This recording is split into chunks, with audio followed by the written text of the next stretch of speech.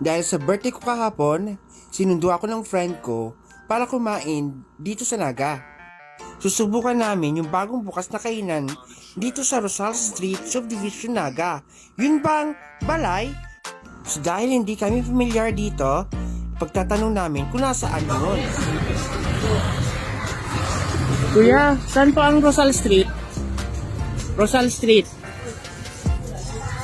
Dito? Kaliko, tapos dua. Then po, haramihan. Si kung mo itong cross mo sa SM. Opo. Pero diretso ka papandua. Hindi namin masyadong magets, kuya. Ay, din sir to the left ka. Tapos masiko ko dyan sa too. Buti na lang, nakasalubong namin si sir. Ako, ini sir, iniinit na si Kuko dyan. Iyo po. Pero sa district na tulos sir, diretso. Diretso paro. Ito na. Oh, yes.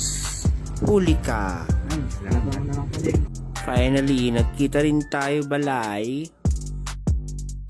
Okay, so the moment of truth, anong meron kaya dito? Yung kasama ko nga pala, sinundo muna yung girlfriend niya, pero babalik din yun. Mukhang okay dito, maliwanag, and maraming decoration. May pa-heart pa siya, oh. May pa-candle. At may pamangga. And look, may mga boys.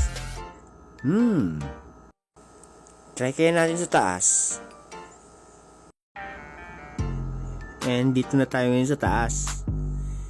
Look, oh, nandun sila sa baba.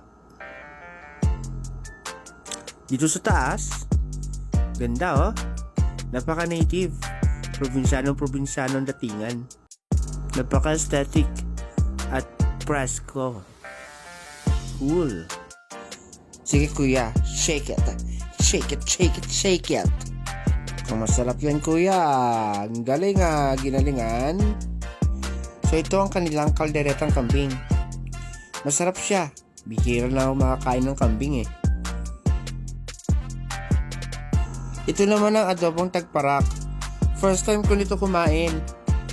Challenge kumbaga. Yung ito siya, oh. Ewan ko ito sa mga bundok o kaya sa bukid. Okay naman siya. Sarap din. Delicious din ang kanilang mango cheesecake milk tea. And now, uwian na.